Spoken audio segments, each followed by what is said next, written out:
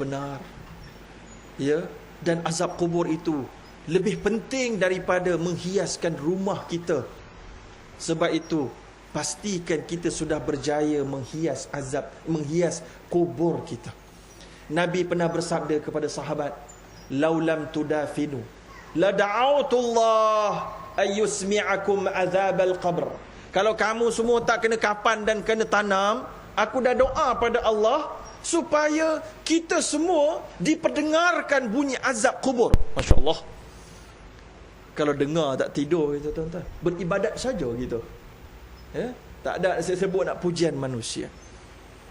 Sebab itulah Nabi kata, lau ta'lamuna ma a'lam labakaitum kathira wa la dhahiktum qalila. Kalau kamu tahu apa aku tahu, kamu nangis banyak, tahu sikit.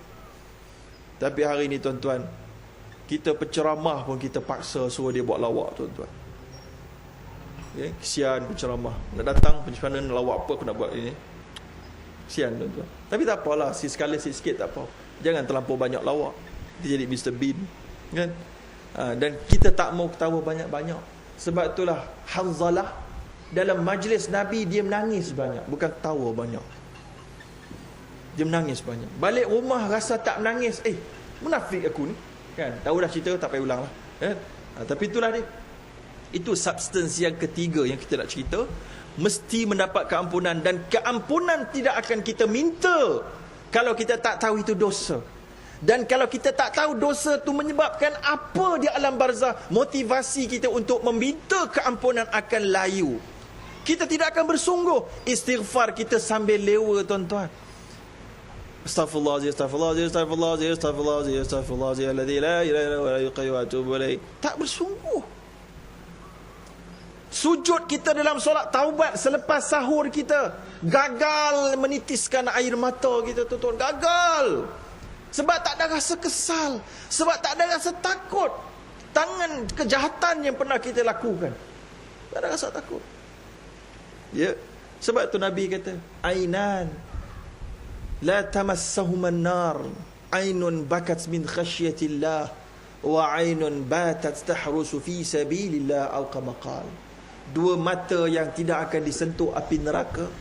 Satu je mata yang menangis kerana takutkan Allah, dan mata yang berjaga pada jalan Allah. Tuan-tuan, baik, itu dia. Mendapatkan keampunan merupakan antara ultimate substance yang perlu kita dapat. Substance yang besar yang perlu kita usahakan. Ya, sebab itu Nabi kata, raghima anfuh man adraka Ramadan falam yughfar lah. Rugi, khaba wa khasira, artinya rugi dan malanglah orang yang dapat masuk Ramadan, keluar tak diampunkan dosanya. Masya Allah. Nabi tak pernah rasa, Nabi tak pernah beri ancaman kalau keluar bulan Syaban tak ampun dosa, rugi. Bulan Rajab keluar tak ampun dosa, rugi. Tak. Tapi bulan Ramadan keluar dosa tak diampun, maksiat pula bertambah, rugi dan malang. Maknanya bulan Ramadan ni bila buat dosa, jaga-jaga, tuan-tuan. Perhatian perlu lebih supaya tidak jatuh dalam dosa. Sebab itulah kita dididik oleh Allah agar benda harus pun kita tahan, supaya kita biasa menjauhkan diri daripada syubhat. Dan yang akhirnya, tuan-tuan, substansnya adalah takwa itu sendiri. Ya, takwa itulah substans yang penghujung dan objektif. Yang bermaksud apa takwa itu? Iaitulah Nabi sebut, lam yablughul abdu darajatal muttaqin hatta yada' ma la ba'sa bihi hadaran lima bihi ba's. Tidak akan sampai seseorang kamu darjat takwa sampailah kamu jadi orang yang sanggup tinggalkan benda yang mungkin tak ada apa-apa, sebab bimbang jatuh dalam ada apa-apa. Itu dia. Sentiasa sesungut iman tu, sentiasa tengok. Nak makan je tengok, benda ni halal ke tak halal. Pergi mana-mana pun duk fikir halal haram, fikir redha Allah ataupun Nabi suka atau tak suka. Kalau dia perempuan, dia nak pakai jubah, nak pakai baju je, ini agaknya masuk tak dalam hadis Nabi, ini Nisa'un kasiyatun ariyatun ma'ilat mumilat ru'usuhunna ka'asnimatil bukhtil ma'ilah la yadkhulna al-jannah wa la yajidna rihaha. Masuk tak dalam hadis perempuan-perempuan yang berpakaian tetapi bertelanjang, berjalan lenggang-lenggok. Dalam bahasa budak-budak moden hari ini, jalan lenggang-lenggok itu dinamakan gedik. Gedik, tuan-tuan. Berjalan lenggang-lenggok, kemudian sanggulnya macam tinggi macam bonggol unta. Yang tidak mereka ini masuk syurga dan tidak mencium bau syurga sekalipun. Maka ingat, ini bukan hadis ni bukan untuk wanita saja. Untuk lelaki yang merupakan ketua keluarga. Dia nak keluar aja isteri di rumah, dia tengok isteri dia pandang tembus. Nanti kejap. Bukan pandang tembus tu pergi ajak masuk bilik, bukan. Pandang tembus ini agaknya kalau orang lelaki luar tengok ni, dia naik syawak tak tengok isteri aku ni. Tengok jap, tengok tepi, belakang. Tertunduk sikit. Dia cek. Sebab Nabi kata salasatun la yadkhuluna al-jannah, 3 kumpulan tak masuk syurga. Al-aqu bi walidai, 1 yang menderhaka kepada 2 ibu bapa dia. Yang kedua, lelaki yang menyerupai perempuan, perempuan menyerupai lelaki. Yang ketiga, ad-dayyuth, lelaki yang dayyuth, iaitulah yang membiarkan isterinya berzina, memperlihatkan auratnya kepada lelaki lain tanpa dia rasa nak halang kerana kononnya sayangkan isterinya. Tak mau isteri dia kecil hati, tak mau isteri dia sedih, biar bagi dia. Isteri dia nak pakai baju ketat-ketat, bagi dia. Kita kasih kat dia, kita bagi dia. Dayuth. Naik motor pula, duduk belakang, biar nampak betis pun biar je. Bagi orang tengok pameran betis antara bangsa, biar dia. Dosa, tuan-tuan. Lelaki dayus ramai. Bulan Ramadan kita tak mau ada adik-beradik kita, saudara mara kita tergolong daripada kumpulan ini. Maka orang yang bertakwa tadi ni, perempuan, dia nak pakai blusher ni. Agaknya kalau Nabi nampak, Nabi senyum tak tengok aku pakai ni. Nak pakai gincu ni, agaknya Nabi suruh tak nak pakai ni, beli. Nak pakai bulu mata palsu, Nabi redha tak ni? Nak pakai whitening, agaknya Allah suka aku pakai whitening ni, macam tak puas hati dengan warna kulit aku. Nak buat rebonding, agaknya Allah puas hati tak ni? Maka ini semua nak pergi beli satu kedai, agaknya kedai ni, agaknya aku beli ni halal tak tempat ni? Semua tuan-tuan dapat kerja ni memang gaji dia besar, tapi halal ke agaknya tempat ni? Aku nak claim aku ni betul-betul legitimate ataupun illegitimate, halal, unlawful atau lawful. Dia sentiasa berfikir tentang barzakh dan akhiratnya, tuan-tuan. Walaupun benda harus, ini dah ada orang aksiden jatuh rambutan tepi jalan, tengah jalan, sabu, bukan nak tolong, ambil rambutan.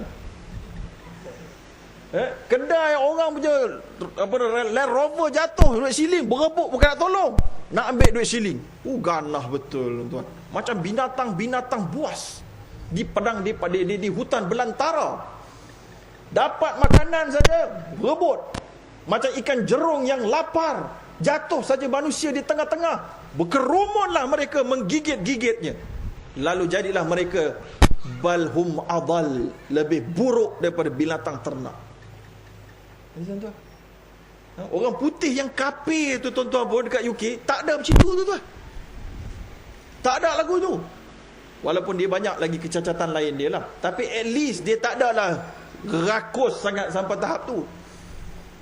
Orang Jepun kalau tinggal kita punya ada pelajar Malaysia, dengan kita punya kedutaan, tinggal beg duit dekat airport Jepun, dah 2, 3, 4 jam datang balik, ada, tak ada siapa usik. Kita puji kat situ. Tapi kita kena tak puji, Jepun dilanda tsunami dan gempa bumi.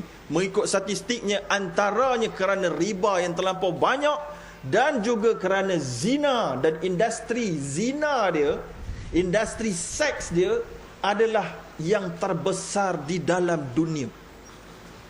Menurut statistiknya, bernilai 30 bilion US dollar, tuan-tuan. Sebab itulah pelajar-pelajar Malaysia kita di Jepun beritahu bahawa tempat lain susah nak jumpa komik lucah. Jepun berlambak, tuan-tuan. Betul tak? Komik lucah banyak. Ya. Jadi tuan-tuan, inilah dia kita nak sebutkan takwa tadi.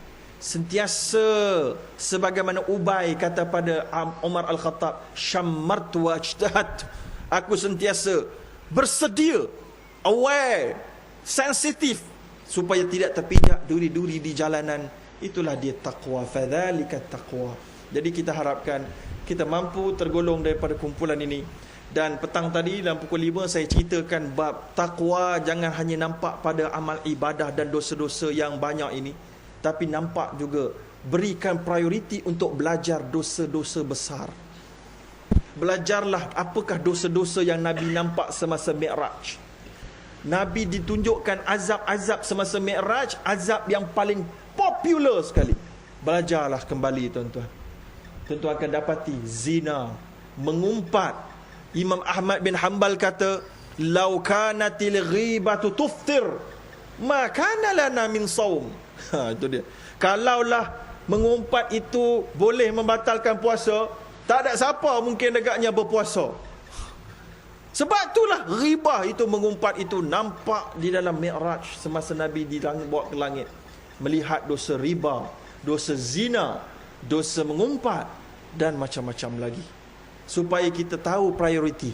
Kita boleh elak dosa-dosa yang kecil yang lain, bagus. Tapi dosa-dosa besar kita tak jauhi. Macam kita buat amalan sunat, meninggalkan amalan fardu, tuan-tuan. Solat tarawihnya dahsyat, solat subuh berjemaahnya hancur. Rugi, tuan-tuan. Itu saja. Wallahu a'lam. Yang baik datang daripada Allah, yang buat atas kelemahan dan asbab daripada saya. Aqulu qawli hadha wa astaghfirullahalazim. Wassalamualaikum warahmatullahi wabarakatuh. Wa barakallahu fiikum.